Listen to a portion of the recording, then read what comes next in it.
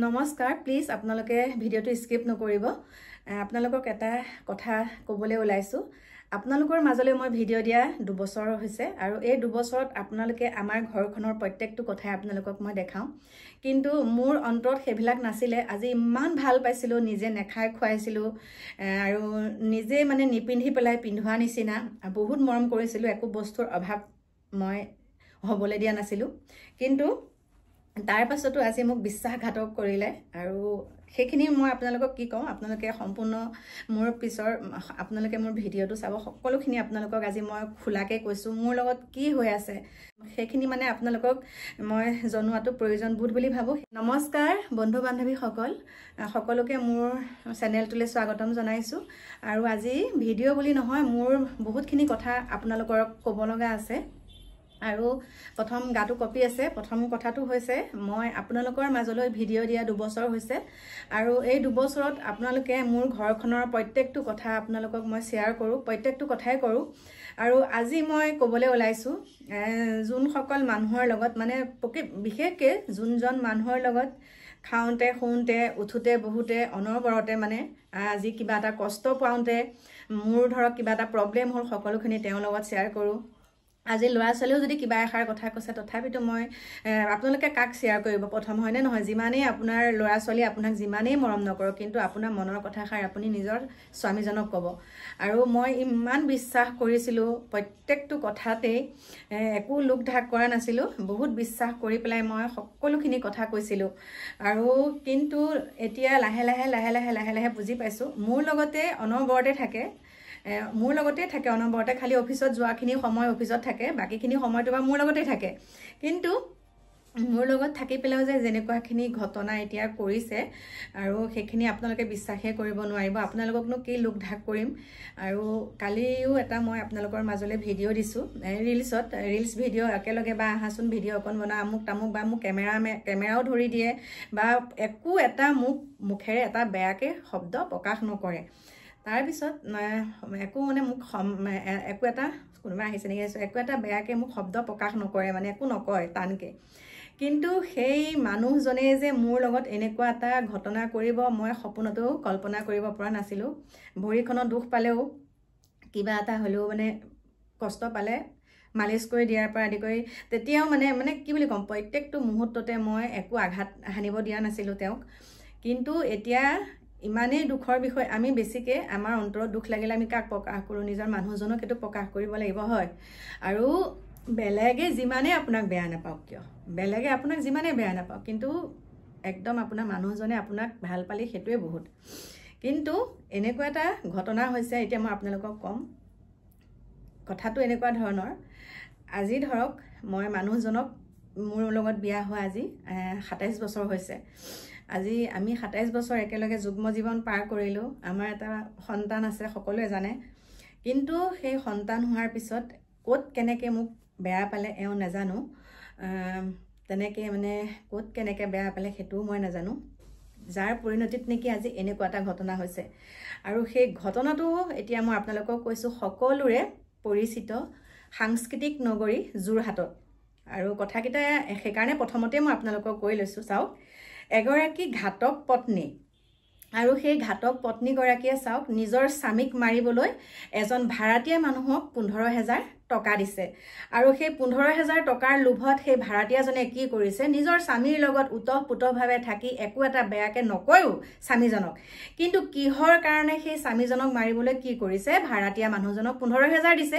আৰু যেতিয়া তেওঁ স্বামীজন ঘৰৰ পৰা ওলাই যোৱাৰ লগে লগে তেওঁ স্বামীজন ঘৰৰ পৰা ওলাই গৈছে ওলাই যাওঁতে তেওঁ ফোন কৰি দিছে ঘাতকটোক আৰু যোনটোক ঠিক কৰি থৈছে যে গৈছে এনেকুৱাখিনি কৰ তেওঁলোকে আগতে ৰচিয়ে থৈছে এটো তাৰ পিছত তেওঁ স্বামীজনক কি কৰিলে মানে যোৱাৰ লগে লগেটো ফোন কৰিলে ৰাস্তাত ৰখি আছে মানুহ তাৰ পিছতে বোলে মোক উঠাই নিব পাৰিব নেকি বোলে পাৰিম কিনো জানে তেওঁ পত্নীয়ে যে এনেকুৱাখিনি ঘটনা কৰি থব এনেকুৱাখিনি ৰচনা ৰচিব আৰু সেই পত্নীয়ে সুন্দৰকে খুৱাই বুৱাই পঠিয়াই দিছে তেওঁক তাৰ পিছতে তেওঁ গল যোৱাৰ পিছত কি হ'ল বোলে আপোন গৈ আছে কৈছে নিশান জায়গা এটো কৈছে ৰখকচোন কৈছে নহয় অকণমান পোহৰত ৰাখো নেকি সন্ধ্যা সময়ত নেকি তেনেকুৱা আৰু তাৰপিছত মানুহজনে কৈছে অকণমান আগত ৰাখো নেকি কৈছে নহয় এখিনিতে ৰাখক বুলি কওঁতে একদম ৰেপি দিছে নহয় মানুহজনক ৰেপি দিয়াৰ লগে লগে মানে মানুহজনে কিবা এটা কৰি আৰু ফোন চোন এনেকৈ কৰিলে, ওচৰৰ মানুহ চানুহ গোট খালে, লগে লগে মেডিকেলত নিলে।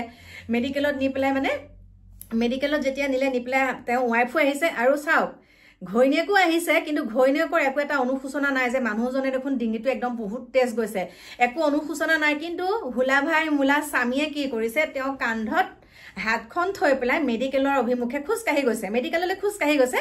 সেই ঘাতক পত্নীৰ ডিঙিটোতে হাতখন দি গৈছে।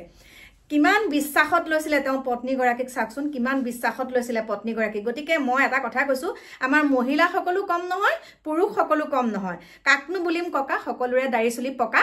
কাৰণ চাওক নিজৰ মানসিকতাটো যদি নিজে ঠিক নকৰে, আমি গাই বাই খোলাকটি এইবিলাক একো লাভ নাই। নিজৰ মানসিকতাটো প্ৰথম চেঞ্জ কৰিব লাগিব, নিজে সলনি কৰিব লাগিব। কোনেও কাক বকি বকি সলনি কৰিব নোৱাৰে, নিজে ঠিক হ'ব লাগিব।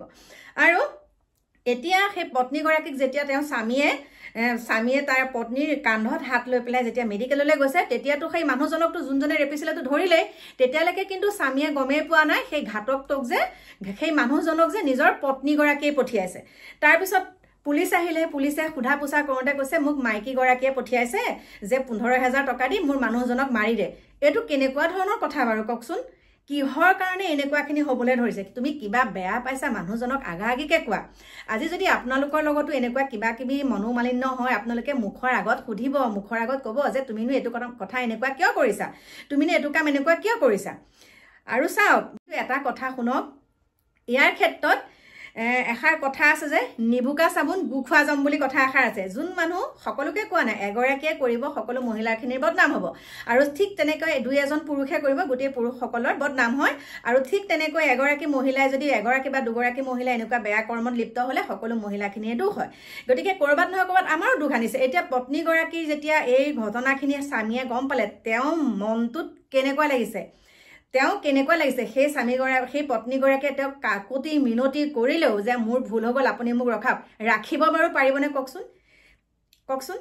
এবাৰ বোলে সাপে খালে ঘূৰি বাৰ কেঁচুলেকো ভয়, সেই কথাষাৰি প্ৰযোজ্য হয়, একে সঁচা কথা।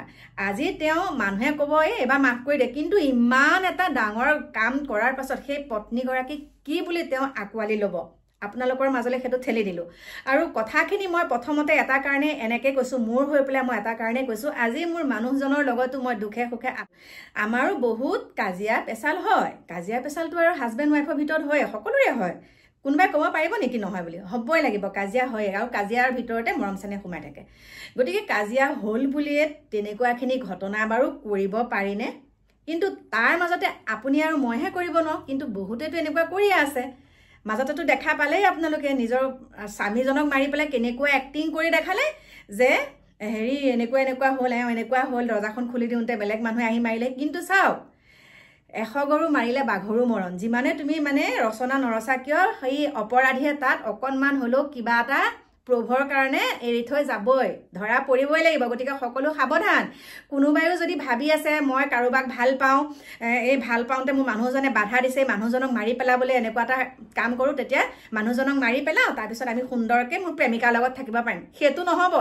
ভগৱানে চাবই, ভগৱানে চাই আছে, আমিহে ফাঁকি দি আছোঁ, ভগৱানে চাই আছে। গতিকে মোৰ প্ৰিয় বন্ধু বান্ধৱীসকল, যদিও কোনোবাই এনেকুৱা এটা কথা ভাবি আছে, একদম আজিৰ পৰা ত্যাগ কৰক। নিজৰ মানুহজনে সুখে দুখে নিজৰ মানুহজনৰ লগতে থাকিবলৈ চেষ্টা কৰক, কেতিয়াও এইবিলাক নকৰিব। আৰু আজি যিটো ঘটনা হৈছে সঁচাকৈ গৰিহণাৰ যোগ্য, আমাৰ মহিলাসকলেই কৰিছে। কিন্তু এইটোৱে নহয় যে আমি মহিলাই কৰিলে বুলি আমি মহিলাক আমি ভাল বুলি ক'ম, মানে মহিলাৰ পক্ষে কথাটো নকম, আমি মহিলাৰ কাৰণে সেইটো কথা নহয়, আমি ক'বই লাগিব সঁচা কথাটো। এনেকুৱা ঘটনা যাতে আকৌ পুনৰাবৃত্তি নহয়, একদম আপোনালোকে নিজৰ মানসিকতাটো অকণমান হ'লেও আপোনালোকে ভাবকচোন। হোমক সাক্ষী কৰি ভাল পোৱাৰ পিছতো দেই কথাটো কৈছোঁ, আজি কি হয় জানানে? আমি কওঁ এই ল'ৰা ছোৱালী হালে ভাল পাই পেলাই বিয়া হৈছে, মানে 150% ভাল হৈ থাকে। আৰু এইখিনি কি হয় জানানে? কাজিয়া পেচাল বহুত একদম চকুৰ আগতে দেখি আছোঁ। আৰু কেতিয়াবা কি হয়, নিজে ঘৰখনৰ পৰা চাই দিয়াৰ পিছতো কিন্তু বহুত সুখেৰে, মানে ভাল পাই বিয়া নহ'লেও কিন্তু বহুত সুখেৰে সংসাৰকেইখন ধুনীয়াকৈ চলি থাকে। ভাল পাই বিয়া নোহোৱাৰ পিছতো সংসাৰ বহুত সুন্দৰকৈ চলে, কিন্তু ভাল পাই বিয়া হোৱাৰ পিছতো সংসাৰবিলাক বহুত ভাগে।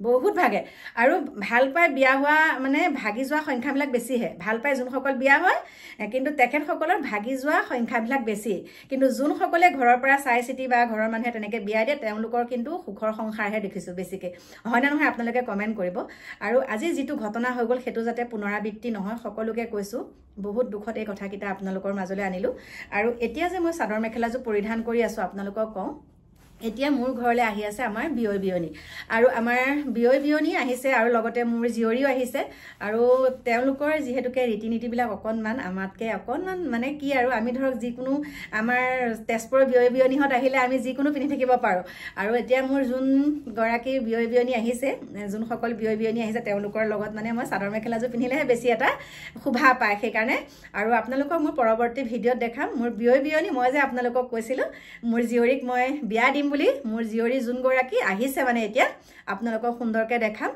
গতিকে মোৰ প্ৰিয় বন্ধু বান্ধৱীসকল এইখিনিকে কৈ এতিয়া আপোনালোকৰ মাজৰ পৰা বিদায় লৈছোঁ আহি আছোঁ আপোনালোকৰ মাজলৈ অকণমান দেৰিকৈ নতুন এটা ভিডিঅ'ৰ সৈতে এতিয়া বাই বাই